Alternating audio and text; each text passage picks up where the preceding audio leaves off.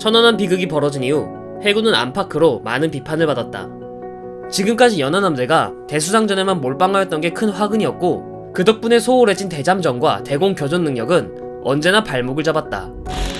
그래서 천안함 피격 사건은 언젠가는 벌어질 수밖에 없었던 예견된 피해였을 수도 있으며 해군의 실책이라고 할 수 있다.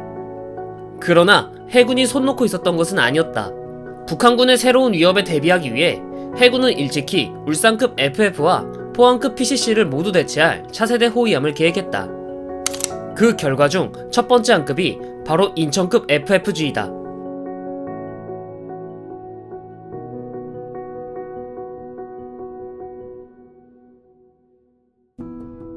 만재 배수량 3200톤, 전장 114m, 전폭 14m, 최고 속력 30노트를 가진 이 군함은 2010년 9월부터 기공된 군함이며 2016년 11월에 6번함인 광주함까지 전력화가 마무리되면서 현재 배치 사업은 모두 완료된 군함이다. 이전까지 해군은 울산급 FF 9척과 포항급 PCC 24척을 보유하고 있었다. 이들의 임무는 연안에서 참수리를 지원하고 유사시 난파하는 적 함정을 함포로 격파하는 거였다. 그래서 76mm 함포와 40mm 기관포를 주렁주렁 달았고 북한군 간첩선부터 경비정까지 한방에 보내버릴 정도로 강력한 건쉽이었다. 문제는 대수상전에만 너무 집중한 나머지 임무에 소홀하다는 거였다. 특히나 대잠전이 가장 심각한 문제였는데 사실상 없는 것보다 나은 정도의 염가형 소나만 장비하고 있었다. 이러니 PCC나 FF로 잠수함을 탐지해 잡아내는 것은 사실상 불가능에 가까웠고 그 결과 천안함 피격이라는 비극이 벌어진 거였다. 사실 해군도 울산급과 포항급의 문제점을 모르지는 않았다. 울산급과 포항급이 모두 배치가 완료된 이후 최전선에는 참수리급, 그 참수리를 지원하는 임무로 FF나 PCC가 버티고 있는 환경이 조성되자 간첩선 난파는 효과가 떨어진다는 것은 북한군 본인들도 알고 있었다.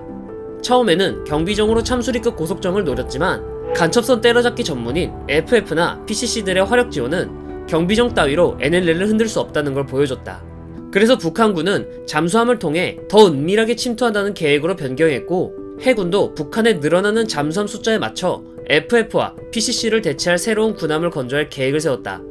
공식 명칭은 울산급 배치 1 사업으로 2008년 10월에 기본 설계가 완료되었고 천안함이 피격되고 6개월 뒤인 2010년 9월 6일에 초도함이 기공된다.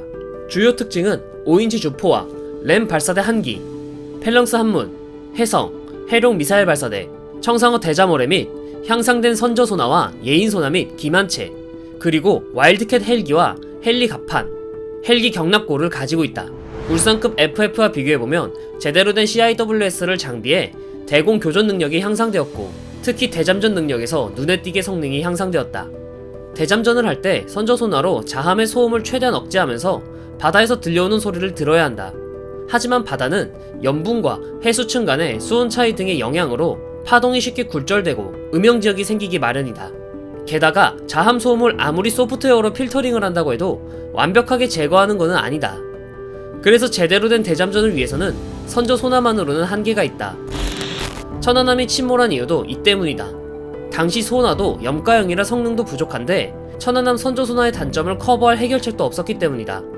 그래서 인천급 FFG는 단점을 보완하기 위해 발전된 SQS 240K 선저소나를 사용하며 TB 260K 예인소나로 자함과 떨어뜨려 소리를 듣는 거고 와일드캣 대잠 헬기에서 내리는 디핑 소나와 소노 V 등을 활용해 더 정확하게 목표를 찾아내며 적 잠수함을 타격하는 등 다양한 옵션을 가지고 있는 게 중요하다. 적의 어뢰 공격에 대비해 SLQ 261K 기반체를 장비해 방어 옵션도 마련했다. 해군의 연안 함정들이 대수상전에 치우쳐져 있던 건 사실이지만 그렇다고 해서 아예 손 놓고 있었던 것은 아니라는 거다. 인천급 배치 이후 해군은 드디어 울산급과 포항급이 퇴역할 수 있게 되었다며 한시름 놓았다고 한다.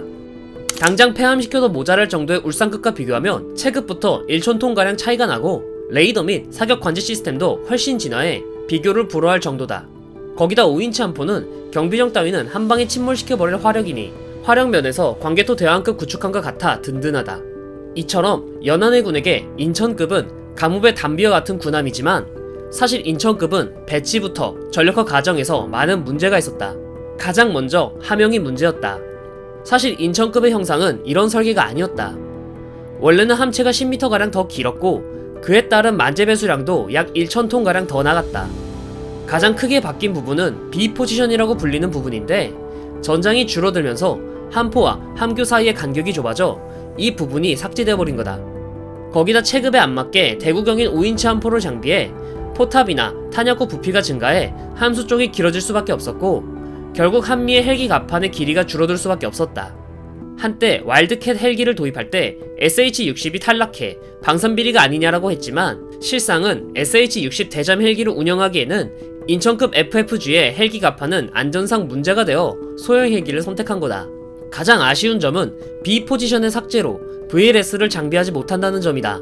원래는 VLS에 홍상호 대잠 미사일을 탑재하고 해궁 대공 미사일도 장비할 생각이었다. 램의 경우 발사각이 한정되어 있어 특정 각도로 발사대를 돌려줘야 사격이 가능하다는 단점이 있지만 VLS는 미사일 자체가 방향을 조절할 수 있기에 사각이 적고 더 먼 거리부터 요격할 수 있기 때문이다. VLS의 부재로 인천급 FFG는 10km 이하의 거리의 근접 방공 체계만 갖추고 있었고 울산급에 비해 조금 나은 수준의 방공 체계를 갖추고 있다. 이외에도 승무원 거주 구역이 축소되어 기존 울산급 FF와 별반 차이가 없는 거주성을 가졌고 기관실의 진동을 억제하는 탄성 마운트 등의 설계가 포함되지 않는 등 설계 면에서도 곳곳에서 예산 절감을 한 흔적이 보인다. 이렇게 바뀐 건 바로 제2 연평해전 때문이었다.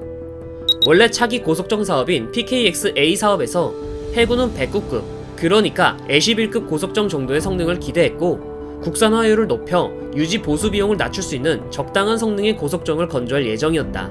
하지만 제2 연평해전이 모든 것을 바꾸어 놓았다. 고속정의 40mm 노봉과 대함 미사일, 그리고 워터제트 추진 체계, 적외선 저감 기술 등 각종 신기술을 때려박은 결과 건조 비용과 예산이 폭증하였다.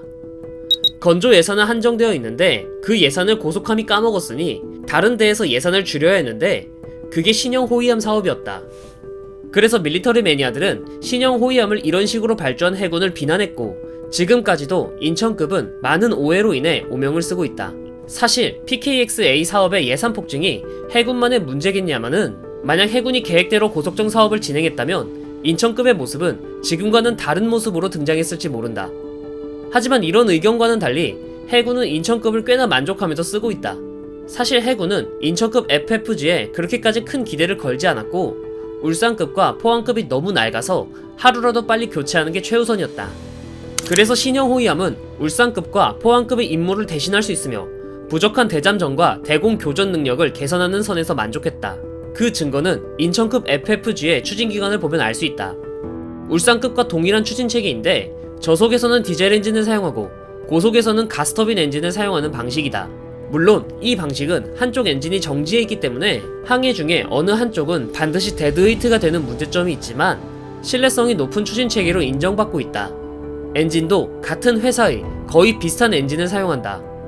원래 군함이라는 것은 신규 군함을 건조할 때 일정 부분 기술적 도전을 하기 마련인데 윤영하급 고속함은 너무 과감한 기술적 도전을 한 게 문제였다면 인천급은 보수적인 설계를 가진 거다. 다만 이게 꼭 나쁜 것만은 아닌 게 이미 검증된 장비와 추진 체계 등 익숙하고 숙련된 물건을 사용하니 당연히 전력화 과정에서 잡음이 줄어 빠르게 전력화할 수 있다. 이렇듯 인천급 호위함은 외부에서 봤을 때는 체급 대비 부족한 대공교전 능력, 대잠전을 갖추긴 했다만 내부적인 상황을 생각하면 빠른 시기에 적당한 성능을 가진 호위함을 빠르게 배치하길 원했다. 해군이 원하는 대로 인천급은 기공한 지 6년 만에 6번함까지 모두 전력화가 완료되었고 지금까지도 큰 결함이나 문제점 없이 바다를 지키고 있는 중이다. 놀랍게도 최근에 인천급이 재평가를 받기 시작하고 있는데 비슷한 체급을 가진 다른 나라의 군함 중 인천급보다 특별히 나은 군함이 없기 때문이다. 게다가 북한 신형 경비정들은 76mm 함포를 속속히 장비하고 있어 윤영하급과 신형 참수리급이 가진 함포의 우위도 더 이상 없어져 5인치 함포를 가진 인천급의 가치가 떡상했다. 거기에 향상된 대잠 능력과 자기 자신에게 날아오는 미사일 정도는 방어할 수 있는 능력까지 가지고 있으니 NLL 같은 국지전 환경에서는 딱인 군함이 돼버린 거다. 그래도 여전히 아쉬운 감이 있는 건 사실이긴 하다. 조금만 더 시간과 예산이 뒷받침되었다면 지금보다 더 나은 군함을 만들 수 있었을 텐데 말이다. 실제로 남포급 기뢰부설함의 경우 인천급 기반 선체에 KVLS를 탑재하여 해궁을 운영하니까 말이다. 이런 갈증은 현재 울산급 배치2 사업인 대구급 FFG로 실현 중이다.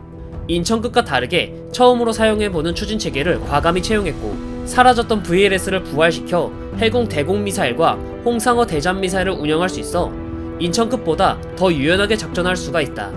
다만 전력화 단계에서 추진체계가 말썽이라 제대로 작전을 뛰지 못하고 있어 이래저래 해군의 속을 썩이고 있지만 말이다. 정리하자면 인천급 FFG는 연안함대의 문지기로서 울산급과 포항급에서 부족한 대잠, 대공 능력을 모두 개선했으며 5인치 함포를 장비해 화력도 강화한 군함이다. 건조 단계에서 이래저래 구설수에 많이 올랐고, 건조 후에도 비판을 받았지만 10년도 더 지난 지금까지 큰 결함 없이 잘 사용하고 있으며 덕분에 안정적으로 FF와 PCC의 임무를 승계했다. 때로는 최선이 아니라 차선을 선택해야 할 때도 있는 법이다. 차선책도 상당히 나쁘지 않으니 지켜보며 응원해야 할 때가 아닐까?